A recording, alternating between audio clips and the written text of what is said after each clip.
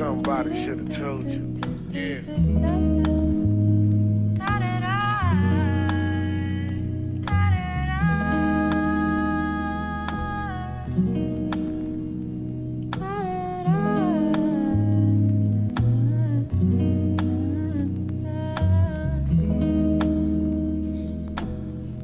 Somebody should have told you. Yeah.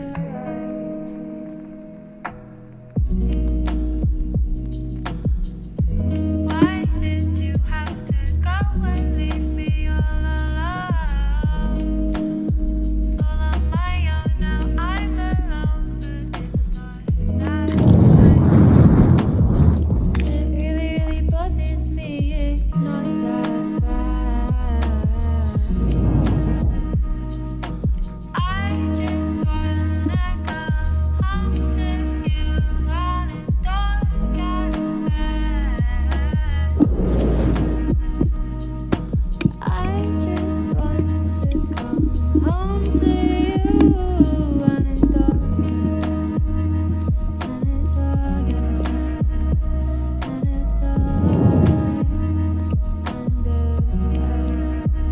Scratch that, maybe.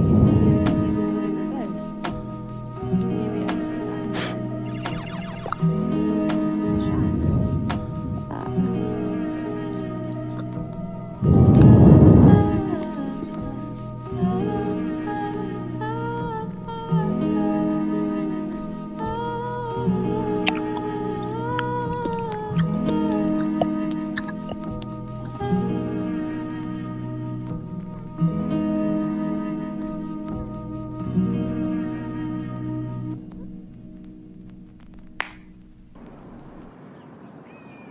I ask you about love, probably quote me a sonnet.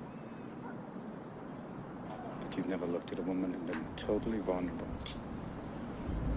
You can't tell me what it feels like to wake up next to a woman and feel truly happy.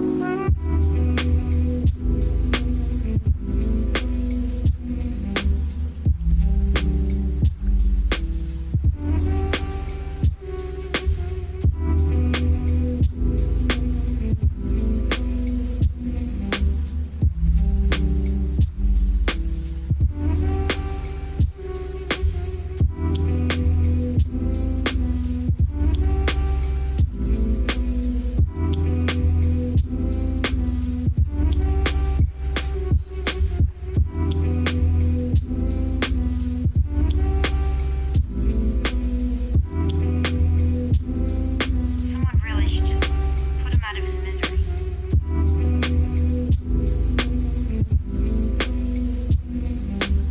Because I thought they used the same technology. I wonder if our test is consistent. I want to get other people to come and try it as well. I hope some other people test it and maybe leave comments so that we can see if it was just us or if it was everybody that's also getting this with the Windows Mixed Reality headsets. Because, I mean, I think they should work in the dark. I think that's a problem. I think they should work in pitch black, don't you? Yeah, they should. But then again, I can't think of a reason why I would.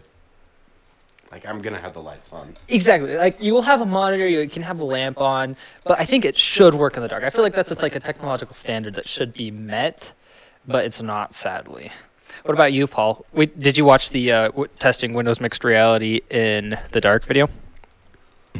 And I just thought that it was, I don't know.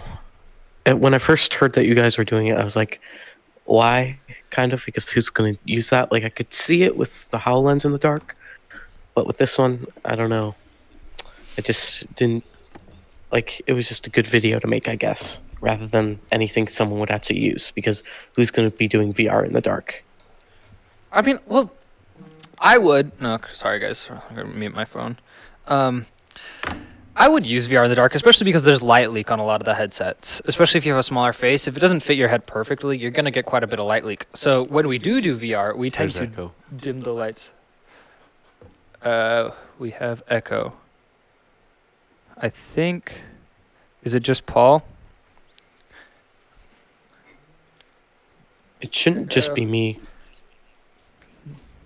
Is the stream muted on the computer? Over on the left. My earpiece. There we go. Let me switch earbuds, guys. And I'll try that out.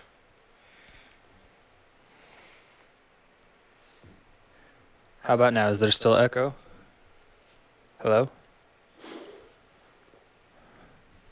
You guys are going to need to talk a little bit more. Yeah. Hello, is there I guess- still echo people out there? Thank you, everybody. If you can check our delay for us. Maybe. Sounds It's fine now. Number one HoloLens fan. Oh. So, Okay, sweet, good. We got it worked out. Anyways, that's as good time to start as ever. We got all the technical difficulties worked out and we're ready to go.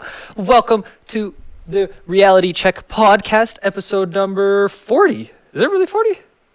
I thought it was, wow. yeah. The time flies. That's insane. We've been going for so long. Thank you for joining us on the live stream. If you're on the live stream, thank you for joining us on the pre-recorded version. If you're here for the pre-recorded version, as always, go ahead and check out the description. There should be timestamps and a link dump. So everything we talk about, there's a little link. Go right to it, and there's all the links that relate to whatever we're talking about. Thank you guys for joining us. I guess I'm your host, Eric. And I'm joined by my not-so-good friend, and my good friend, and my switcher friend. So go ahead and introduce yourselves, boys. Well, I'll go first. Yeah, you guys know me. I'm Austin. Yeah, glad to be here. 40 podcasts. Wow. What an achievement. Well, I don't know if that's an achievement, but it's something. I'd say so. That's a lot of news to cover and everything else. Oh, how about you, Paul? Go ahead and introduce yourself. Hi, everyone. I'm Paul. I think everyone knows me as well, but I've been with the Holo Herald for quite some time, one of the original two. So, yeah, 40 podcasts. That's a lot of talking. And they're each about like an hour. So that's like 40 hours of talking. So imagine doing this as like a full-time job like some people do. Like just, they do like 40 hours a week. I mean, that's insane. So Yeah, we're not up there yet, but we're getting there. I know. I hope to achieve Rooster Teeth podcast status, where they have like hundreds and hundreds and hundreds of podcasts.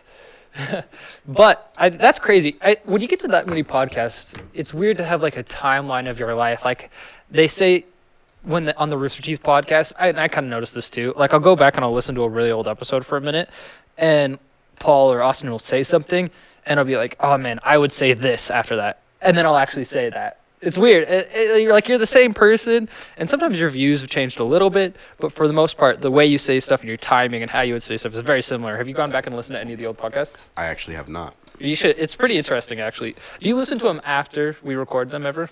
Like 15, 20 minutes maybe. But then again, I was like, You lived it. I lived it. So. Exactly.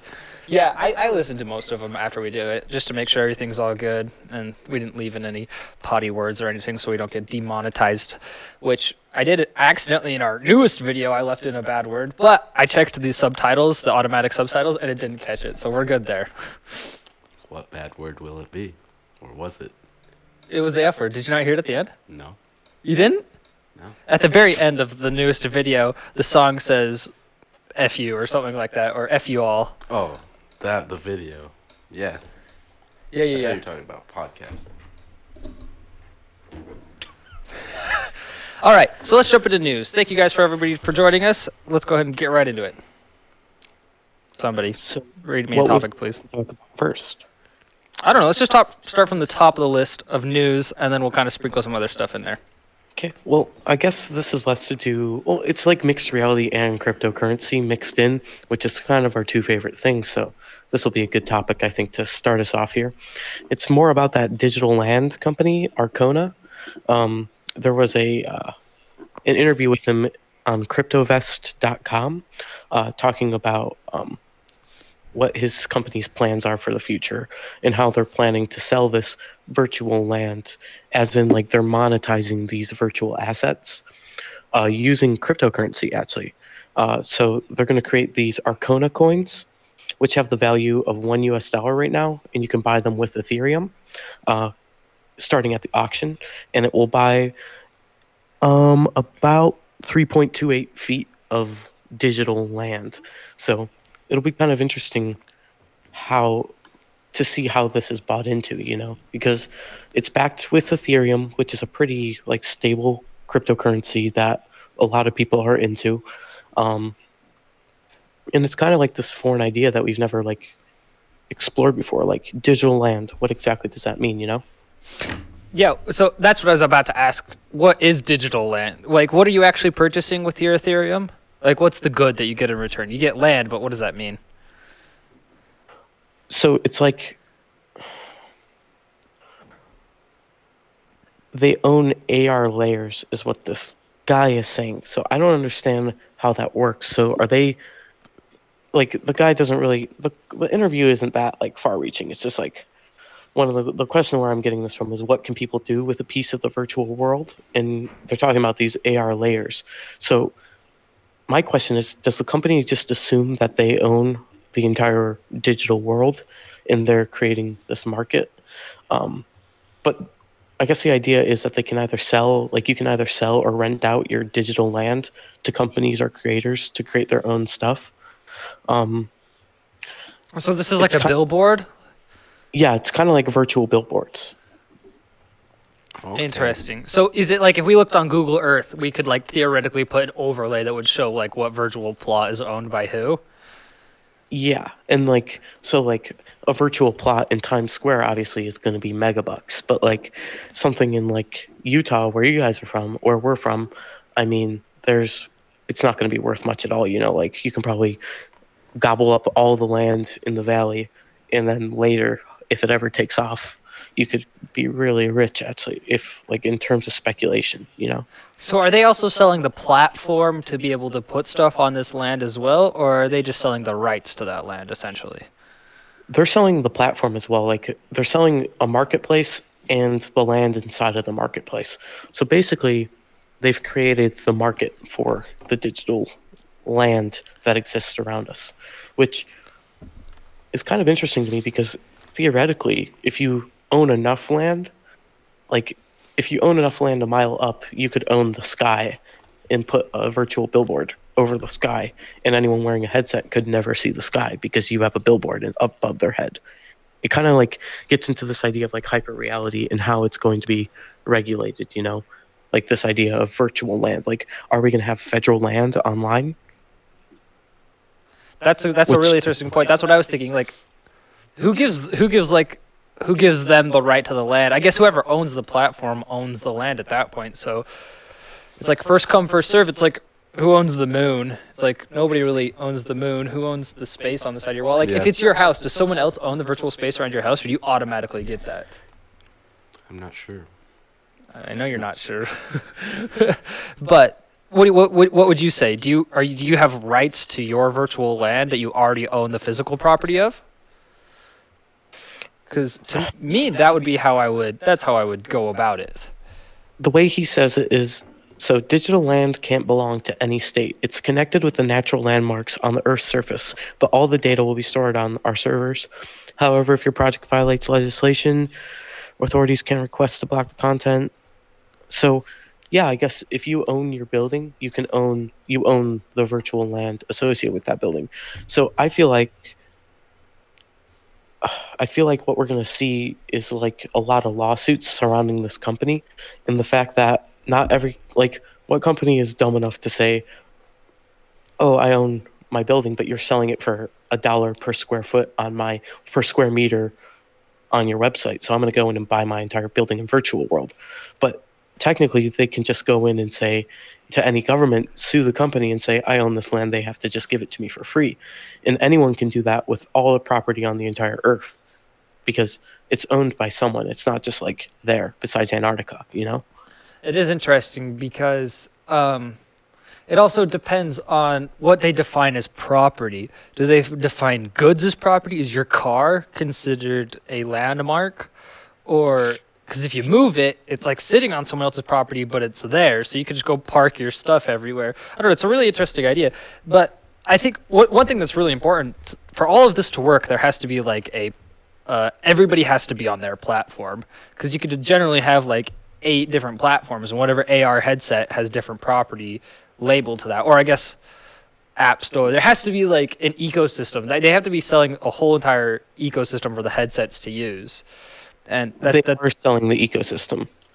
Oh, really? Yeah, so they're doing a pretty good job of that, but like still, this guy who did this interview really softballed this co-founder in the fact that he didn't ask him like any of the questions that like we're bringing up and like everyone's bringing up. Like, first, what gives you the right to buy it? Like, to have this land. I put that in quotation marks in the first place. Just because you create the system doesn't mean you own it and are capable of selling it. That's like saying, "Oh, I own the United States, so I'm able to sell it." Like, this sounds like a great like scam idea. Like, I could start a website and say, "You can buy land all the way across the United States. Just give me $1 per square foot." You know? Like the people that sell stars. Yeah, that's exactly like, what this sounds like to me. That they don't actually own the stars, but they're just like, you're in some database with your name attached to that star. It's actually kind of genius. The people that make that kind of stuff make buco bucks. But the difference about this that's different than the stars is like it has potential to be tangible very soon. You know, I'm gonna buy a virtual billboard and put it right in front of the Grand Canyon, so when people go there with their devices, blocks the whole view. like a paywall. What if they started putting paywalls instead of in front of stuff? So like you cannot see the Grand Canyon unless you Venmo the federal. I just take off my device. I mean, yeah, you would. But let's say there's like a lot of enhancements on it or something. Okay, like there's a lot of information that teaches it's you all like these a virtual facts. museum or whatever. Yeah, exactly, like a tour, Okay. or the Grand Canyon, or people would put paywalls around stuff like that. Or what about when like actual physical holograms become a thing? They could start putting paywalls. I mean, I guess you could build an actual wall, but that's a lot more intense than a paywall. That's very interesting. I'm super curious about like what they consider property, because I guess it's like space, because 3D space, how do you measure that? Because you can just set a hologram literally anywhere, so there has to be rules. But it makes a lot of sense, especially with like prime real estate and like inside of restrooms or waiting lines and stuff like that could be worth a lot, and you could sell that out. That'd actually be a cool business. A guy that creates like internet IoT devices that advertisers can attach their advertisements to. So the headsets, whenever they walk past them, they automatically get the headsets and stuff. That's kind of where I see that going right there. That's like the brief future. But this guy's like thinking way in the future. At least I feel. Or how do you think this is a potential anytime soon?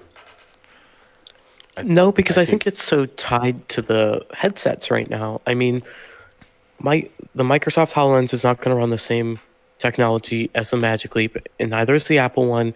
And like when Google probably does bring out their own one, I mean, it's so tied to the device. So like, well, I have to buy my rights to land on all 4 of those devices that we know about so far, or is this company going to go to these major companies and say, hey, your headset should run this because we have this marketplace already set up? Or is the company just going to like, no, screw you, we're just going to do the same exact thing as you? Like, Microsoft could come in and say, all right, we own all the digital land on our device. Now we're going to be the ones to divvy it out.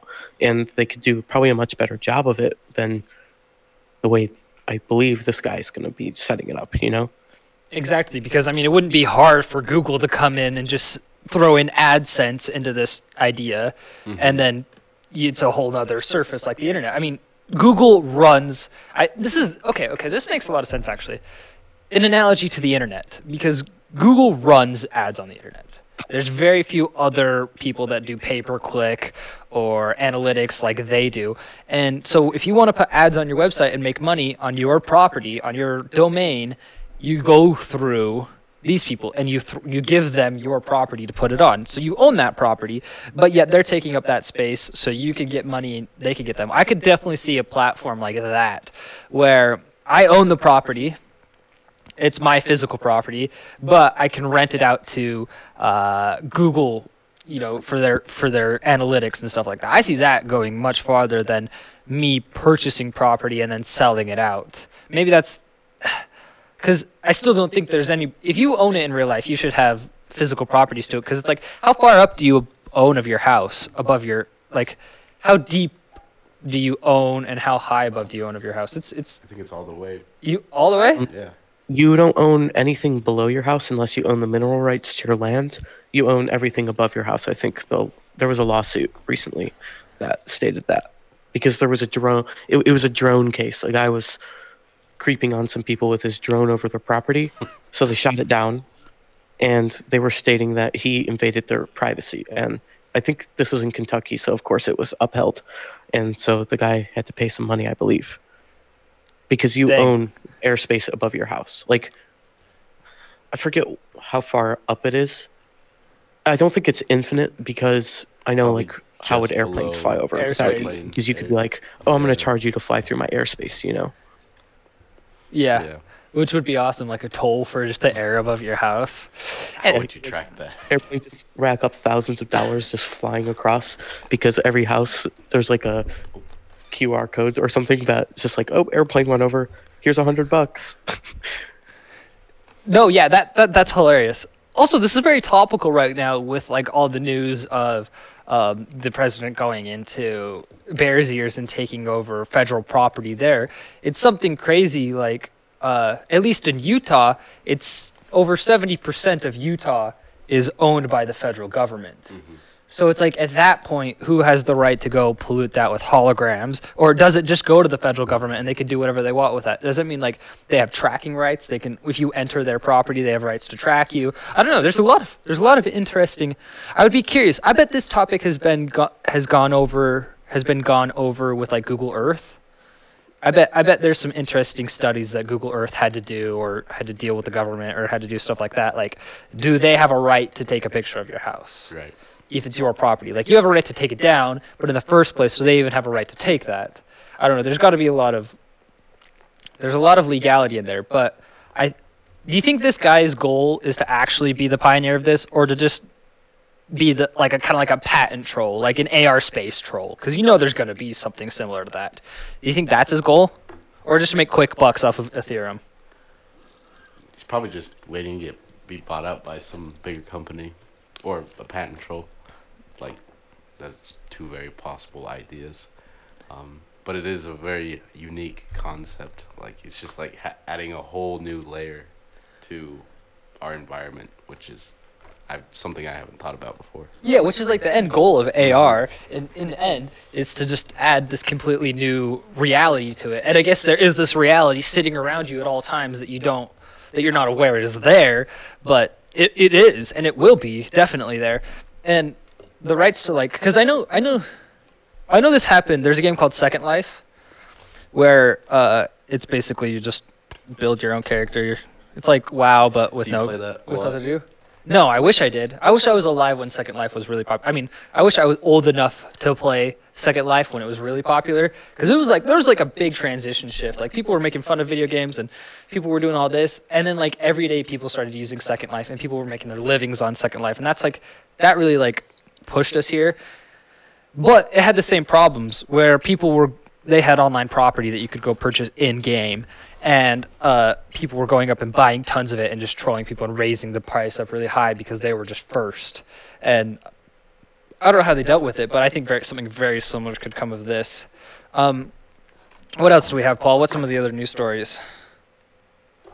More news on that Apple buying that VRvana company, the one that came out with that seamless VR headset that was crowdfunded, but they never actually released a product. And this is more just like about Apple getting more into the game. Just like proving that they want to invest in this and put money towards it. And when Apple does stuff, I mean, they're like, as far as industry leaders go, Apple is definitely like a trendsetter. I mean, they got rid of the headphone jack, and now everybody's getting rid of the headphone jack. They started building personal computers, and everybody started building personal computers. There was the whole... They start most trends. And so they're a little bit late to this one, but the fact that they're jumping on so readily now, it means that they really want a piece of this action. VR, AR, whatever it is. Is this article give any extra news or anything on it? Not really. Apple is usually pretty tight-lipped when they buy another company. They usually don't comment on these companies that they purchase. But I think this is more just like another piece in the puzzle, because I guess they recently bought like an eye tracking company and a bunch of other like AR, VR companies. So they're definitely gearing up for something. I'm just curious as if that something is going to be a headset or if they're just going to become a patent troll with a lot of these things. Because I don't know how you guys feel about it, but Apple, yeah, they're kind of like this trendsetter, but they don't innovate as much as they used to. So I think they're in danger of becoming like this kind of next Microsoft. And you don't hear us diss on Microsoft a lot here, but like, besides the HoloLens, what new has HoloLens done for? What new has Microsoft done for like technology as a whole? I mean, you really can't point to a lot of things and say, "Oh, this is what they did. This is what they did." I mean, once they built their Nest Egg, they didn't move beyond that in terms of operating systems. MR, like these MR headsets might be changing that in the Windows holographic experience, but this is just like a recent development. I mean, they wallowed in kind of this being what some people accused as a patent troll for like at least 2 decades, you know? Yeah, and they like to buy up companies that have good software ideas like CRM, Azure, all of this stuff. They start out as startups, and then Microsoft comes in and buys them out and just says, hey, continue what you're doing, just under Microsoft's name. It really is true to the term, like once you're rich, it's pretty easy to stay rich as long as you don't make any too stupid decisions. You have the ability to take a lot of risks. Like Microsoft's not in any danger of, I mean, the HoloLens could flop, MR could flop, and Microsoft probably wouldn't even feel it, you know? Not at all. So I think with that in mind, who did you say was going to be like Microsoft? I think Apple could becoming the next Microsoft.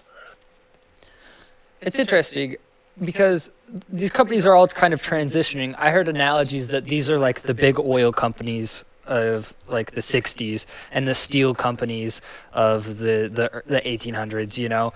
There was when there was like the big 3 or the big 4 companies. They're saying Google, Apple, Amazon, and Microsoft, and probably a couple others I'm not thinking of off the top of my head, are those new big boy companies, and they have the power to shift the world basically. If all 4 of them agree on something or decide to compete on something, that's going to exist no matter what it is. If they wanted to shut off the internet, they could together get down and shut off the internet if that's what they decided to do, or anything. And there's nothing anybody could do to stop them. I don't know how I feel about that because I love the technologies they produce and I love what they make, and I like the fact that they're so big that they can take risks on these products because startups can't really put that much money into R&D and, you know, get a product out that fast. So there's pros and cons, but I'm curious to how that'll leave us for the next decade or two when we're transitioning into VR and MR. If we're going to see these big tech companies be the ones, this is a good question that I wanted to pose. Whose responsibility is it right now to bring VR and AR forward and to keep progressing it? Is it big companies like Microsoft and that Microsoft, Google, Apple, Amazon, those kind of companies to push AR and VR, and AAA game titles, EA, these kind of, well, not EA anymore, but these Rockstar, these kind of big companies, is it their job to push VR and AR, or is it indie developers and enthusiasts and stuff like that? Is it their job to get forward? I'm kind of curious what your guys' thoughts on that are.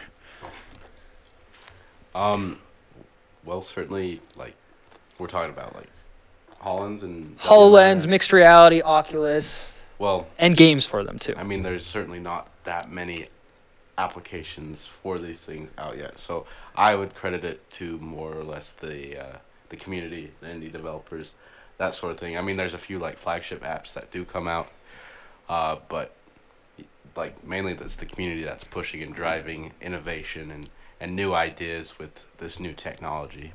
That's my take on it. Interesting. What do you think, Paul?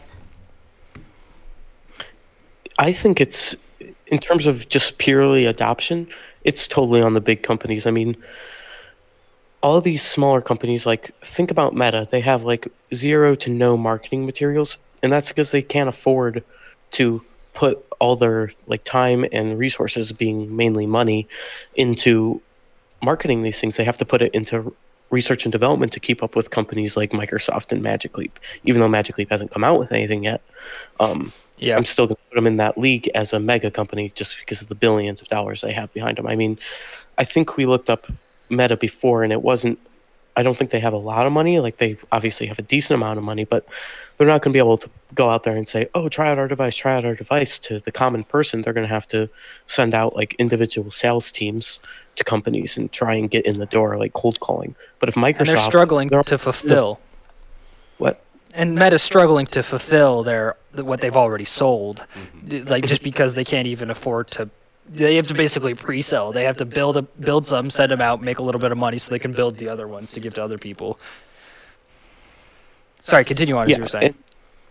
Well, I guess it just goes down to who has the resources, and it's the big companies. So the onus is on them to build. The onus and the incentive is on them to build a following with these technologies.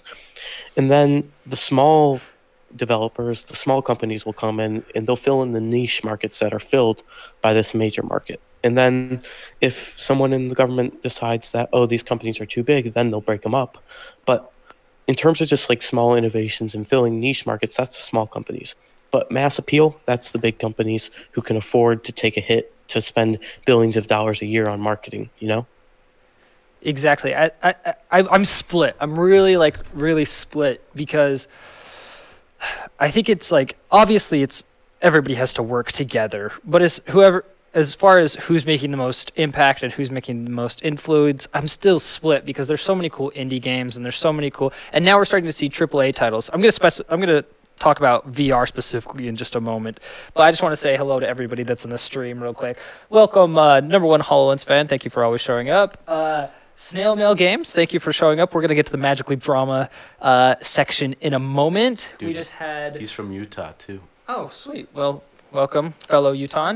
Leandor12, I can't read your comment just quite yet. I think there's Tudor, Watson's here. There was a couple other people. Leave a comment, and I'll get to you if you guys are here. Everything Geek. Everything Geek, here. thank you for showing Might up. still be here.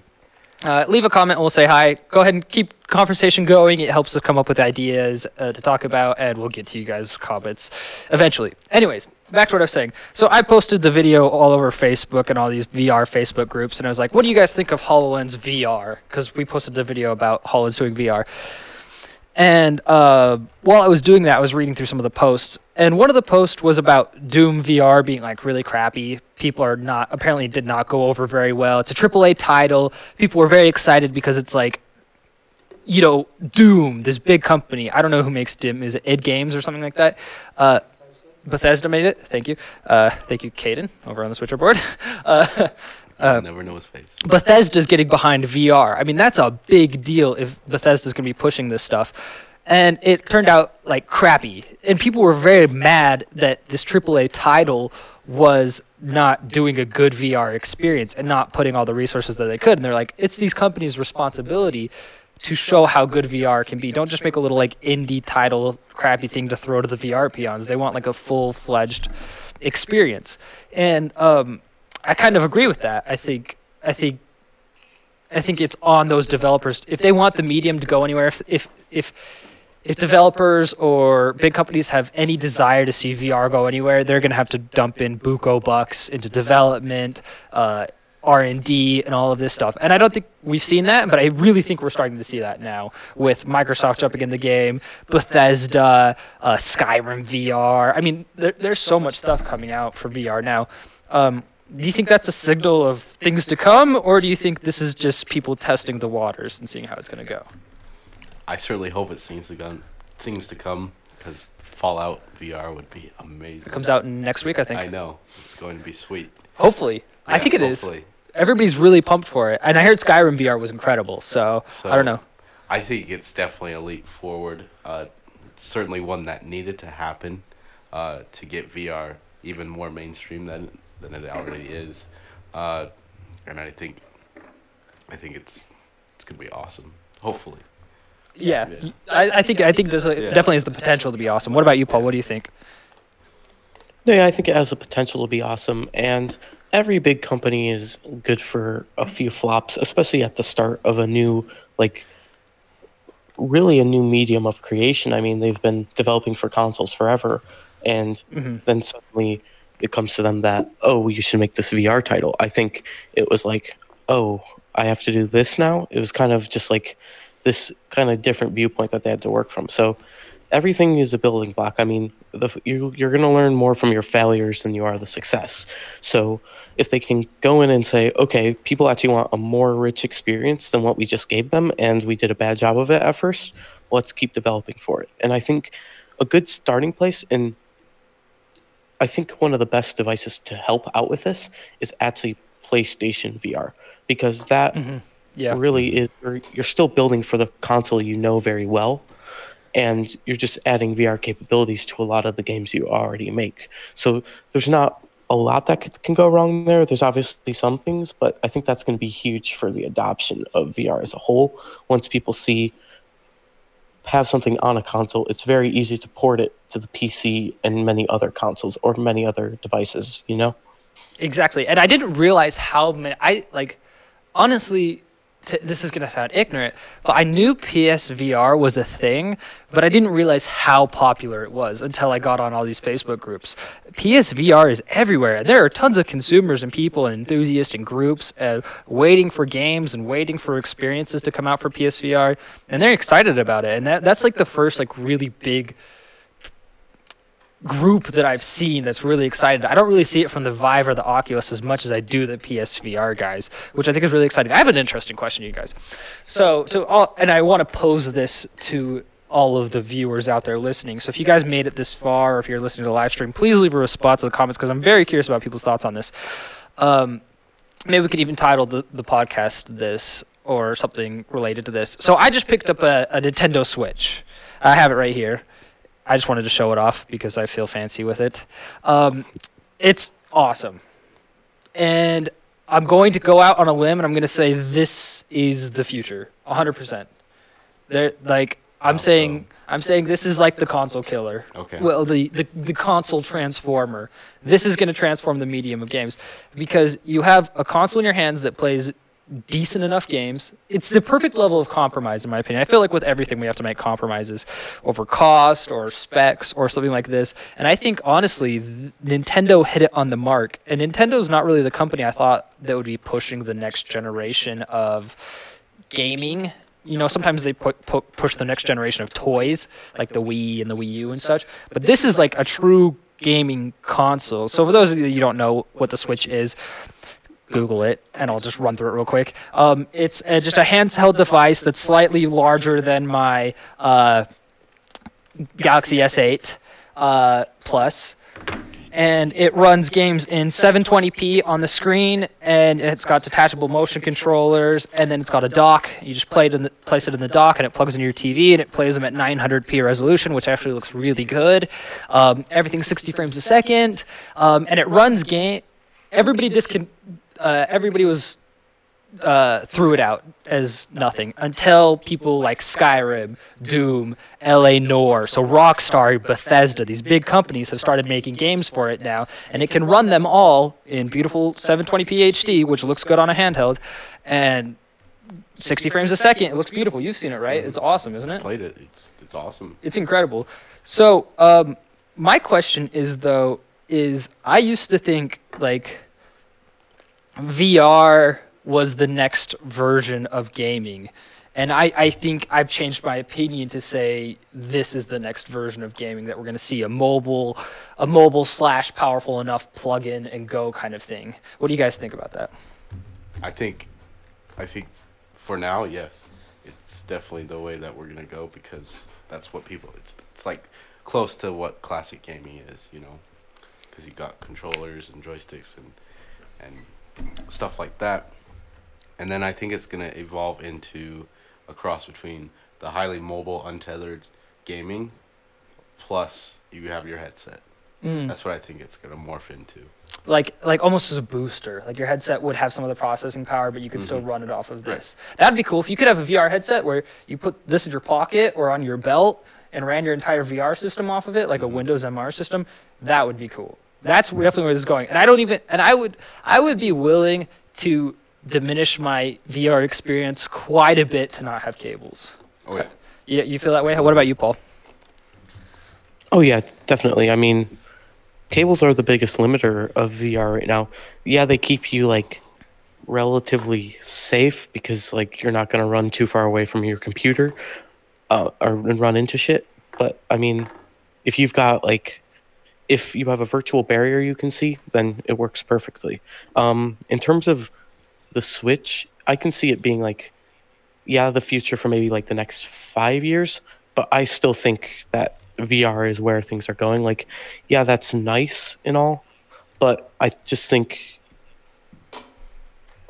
it's just something about going back to a handheld gaming, and yeah, the experience is just as good, if not better, than what you'll get on like an Xbox or,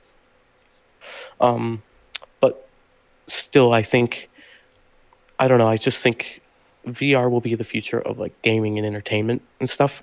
And if in the future Nintendo does come up with out with a VR headset that works with the Switch, then more power to them. That would be awesome. But right now, yeah, I think this is like a 5-year kind of deal. I don't think you'll see a competitor come out from PlayStation or Microsoft, but hey, we'll see. I think they'll have to. I definitely think they have to because Switch has already sold more in 1 year than the Wii U did in 3 years. And the Christmas season is supposed. The Wii U, granted, didn't sell a lot, so it's not that hard of a competition to beat. I think too, the Wii U is all about gimmicks. It definitely is. And it had But this. the same- Oh yeah, it did. Nintendo just was not hitting it very good for a few years, and the Wii was cool for kids, but it wasn't like a gaming console. But I honestly think this is like their first gaming console, and we've seen it. I as proof of concept. Just look at Netflix and all the streaming services that have come out. It's proven that people don't care about quality, and they don't care about they don't care about quality. They don't care about quality. All they care about is getting their experience when and where and on what device they want. And honestly, that's what this is. You get the device when and where you want it. You get it on your TV, you get it on the road, you get it on everywhere.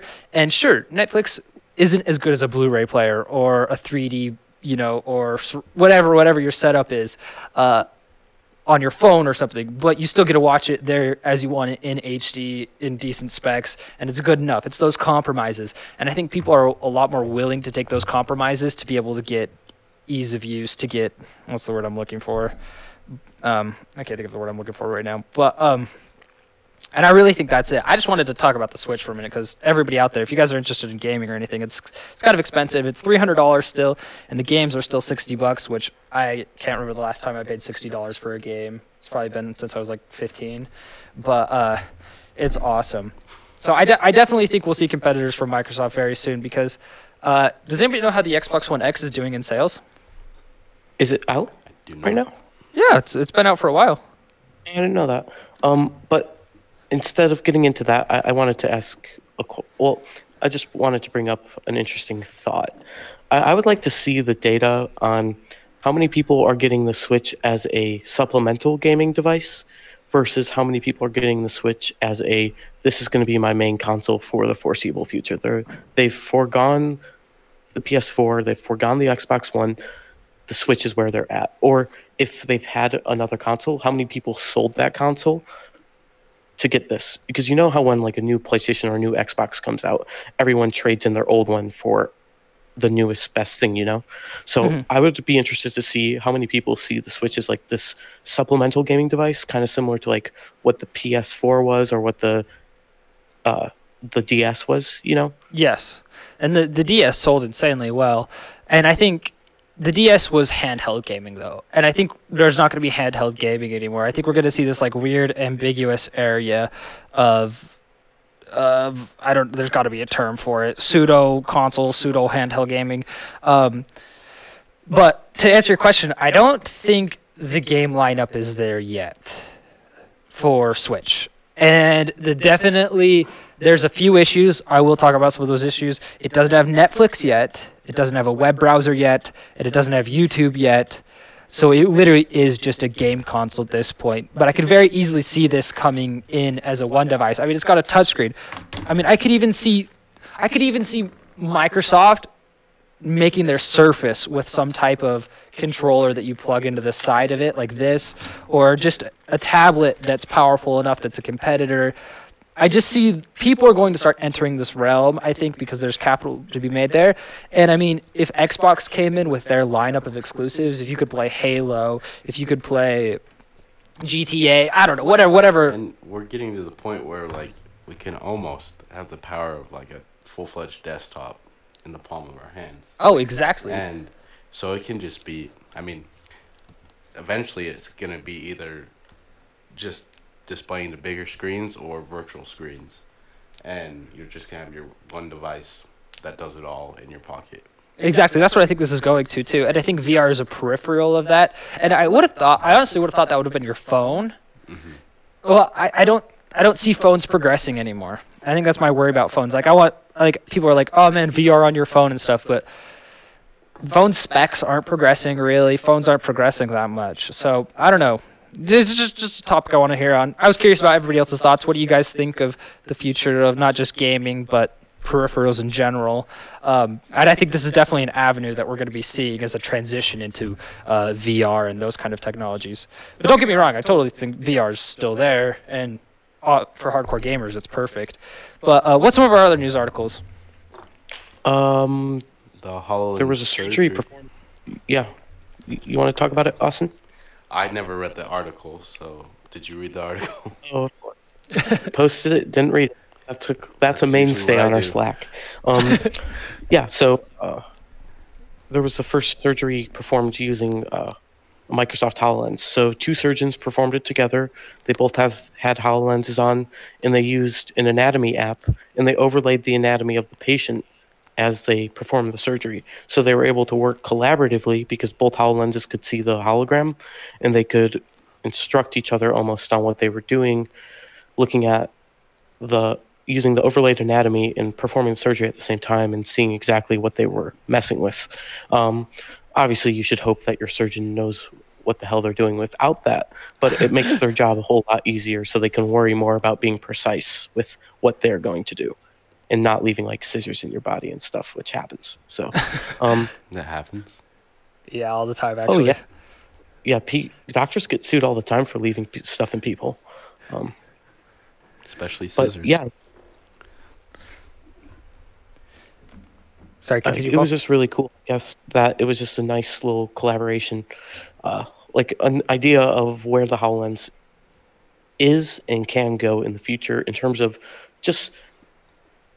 I'm gonna go out on a limb here and say this shows me that this is the most collaborative piece of technology the world has ever seen, besides just being in the room with another person. You know. No, yeah, you're definitely right. Especially that you can plop an organ down, an augmented organ down, and talk about it. Even a CAT scan of the live one you're doing. And I mean, you can totally see the future, the progression. If any of you guys don't know, there's a machine called what was it called? The Da Vinci or something, Paul? We got to go test it. Oh yeah, the Da Vinci. It's like a surgery robot where the surgeon doesn't even have to be in the hospital to work on the patient. They just need an internet connection to the robot.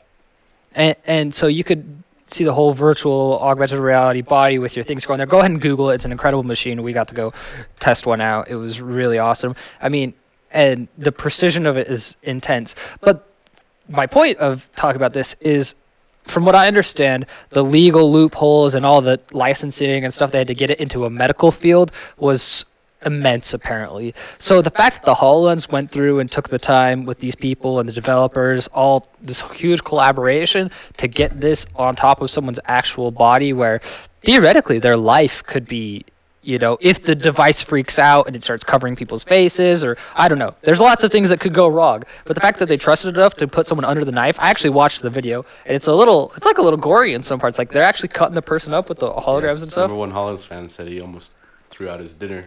I think it's pretty intense, actually. But it's cool to watch them use it in that setting. So that's a lot of trust. Honestly, whoever they put under the needle while someone's wearing a HoloLens, I mean, I don't know. Would you guys let a surgeon cut on you with a HoloLens on? Live stream it? Yeah, I bet they paid him.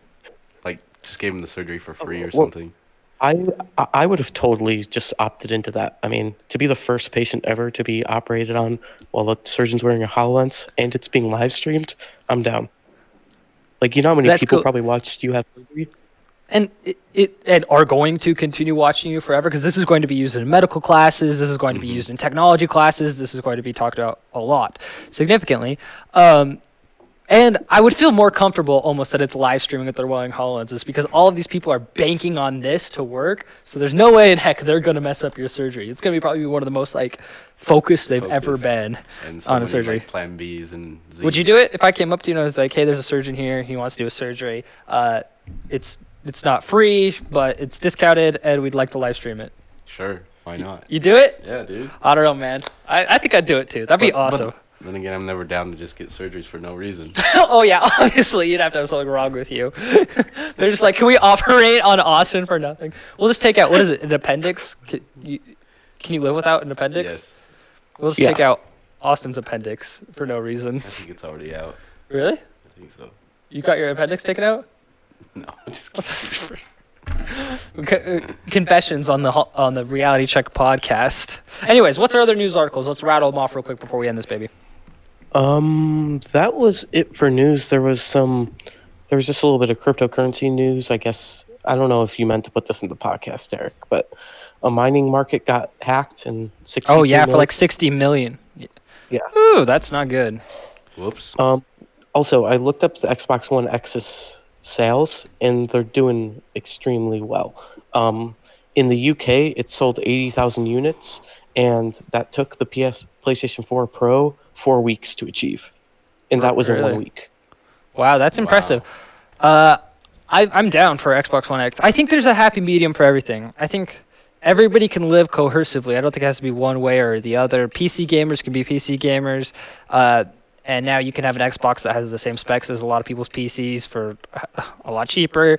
PS4 people can be PS4 people. Switch people can be Switch people. But I think there's going to be a big transition in gaming, whether it's into VR, whether it's into handheld. I think the enthusiast side will go more towards VR. We'll see kind of like less powerful consoles or less powerful something, and it'll kind of head into VR. And the more everyday normal person's going to go more into Switch-style gaming, which I'm excited for. It's going to be awesome. I think this is a cool time for tech, especially in gaming. I'm not a big gamer, but I'm really excited for like the gaming possibilities right now. Yeah, not a big gamer. The kid that has a Switch. I'm not. I'm really not. I got a DS for like a used DS for $110. I hacked it and homebrewed it and threw a bunch of games on there, and I was like, okay, this is fun. But you know, this is palatable gaming to me. I like gaming that's like palatable. What about you? What about you, Paul? I don't know. I'm not really like a huge gamer anymore, and I don't know if like the only time I could see it is if I'm like on an airplane and need it, and I'm just like, oh, I'm so bored. Let's pull out, like, and I want to play some real games, but I just don't have enough time anymore to sit down and get into like games that much to be like, oh yeah, it's worth it for me to get a Switch, you know? Yeah, you'd be surprised. You'd be surprised. Wait till you try it out. It's actually really pretty cool, and especially like if it does what your PlayStation does without having to do it. It's cool. We're in a cool time. This is awesome. I'm excited for gaming, which I haven't been since I was like excited for Halo 4, and that killed all my soul for gaming and everything. Gosh darn, I hated Halo 4 so bad. Anyways, do we have any exciting comments that I missed? Maybe is there anything that was said that was really important? There's a lot. Well, everything our fans say is important. It's just whether we want to address it. Is there anything that's important enough to address towards us? Because I know they're talking a bunch in there to each other. Is there anything that was addressed to us? I don't think so.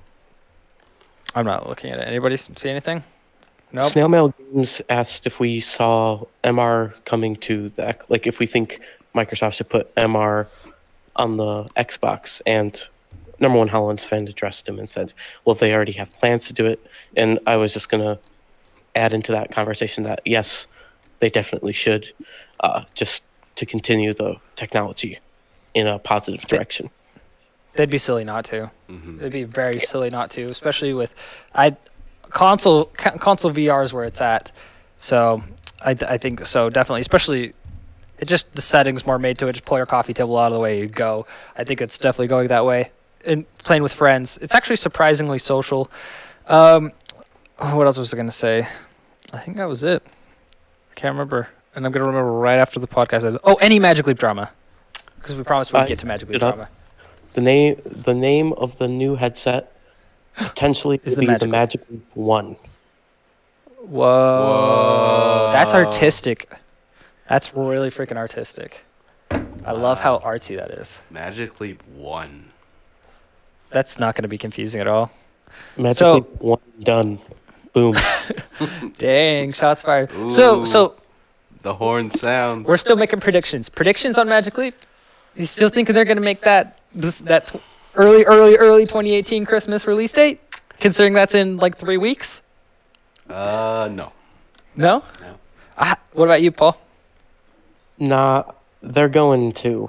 It's gonna be end of this year, so it's gonna be after Christmas. There's nothing shipping before, like around Christmas, before Christmas. It's after the new year. There's no way. But hey, Going out. I'm not at Magic Leap. I don't know. They've been very quiet these last few days.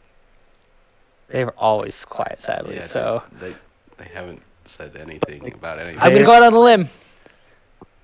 limb. I'm saying not till Christmas of 2018 we're going to see anything. Really? Yeah. I'm definitely anything noteworthy. Like we may see like a picture of it or a patent of it, this year. Yeah, we got a picture of the prototype. We got it. Yeah, like 3 years ago.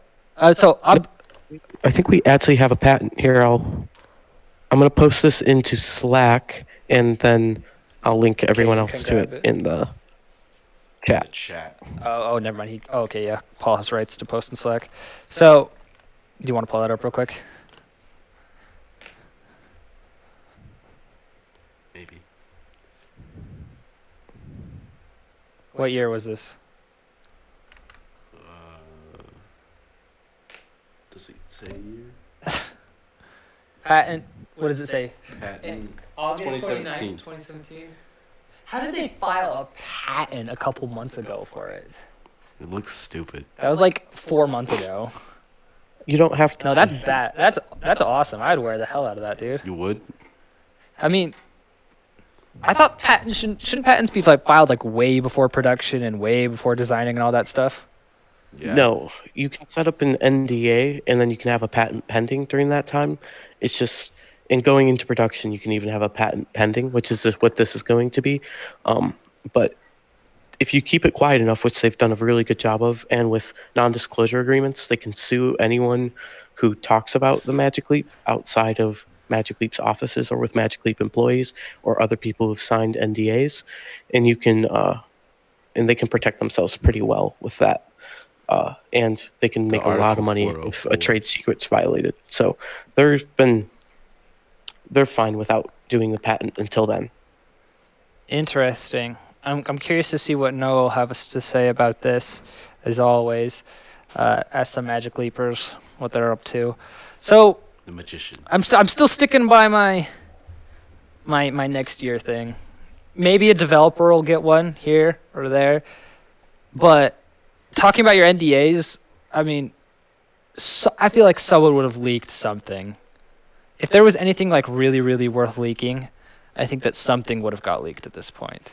And there's so many ex-employees with bad juju, from what I understand, and a lot of that kind of stuff. So I feel like something would have been leaked if there was anything worth leaking, or someone's holding on until it is worth leaking to do it. But because everything gets leaked. That's just how it is nowadays with the internet and people like Noah and the Magic Leapers trying to get at everything, I'm surprised something hasn't been leaked already. They've done a really great job at it. So I'm sticking by that of Christmas 2018 we'll see a device. But I'm hopeful that we'll see something now. Anything at all. They can hopefully send a device our way. So Yeah. or a mug with the Magic Leap logo. Or a water bottle. After all the shit Or a we've sticker. thrown them, they're just going to send us like a broken fragment of the Magic Leap. It's I wonder if anybody at Magic Leap hears what we says, but they can't admit that they're at Magic Leap. So Yeah, dude. It's Noah. Noah works for Magic Leap. That'd be awesome. Anyways, thank you guys for joining us for the Holo Herald podcast. Oh crap! Sorry. Thank you guys for joining us on the Reality Check podcast. I forgot to say this at the beginning, but the podcast is now on SoundCloud. So go ahead and just search the Holo Herald or Reality Check podcast on SoundCloud, and it should pop right up. We have them all there, so you can download them and listen to them there. And go ahead and say your closing words, guys. This podcast was brought to you by viewers like you. It really wasn't. We're gonna start a Patreon so we can make $500 a video like everybody else on YouTube. I wish, man. I'd be Bull crap. That'd be pretty nice. But I want to That'd be thank nice. everyone for watching, and we really appreciate it. We had a lot of people in here, and we had some great discussion in the comments. I want to let everyone in the comments know that we are here every Tuesday night most of the time, but recently we've moved to Wednesdays because of a couple like changes and stuff. But most Tis of the the time, season. consistently, we're here Tuesday nights at around 9 p.m. Eastern Standard Time. Thank you guys for joining us. This has been the Reality Check Podcast, episode 40. Signing off. Thank you guys for everything you guys do, and we will catch you guys in the next one. Bye. Bye-bye.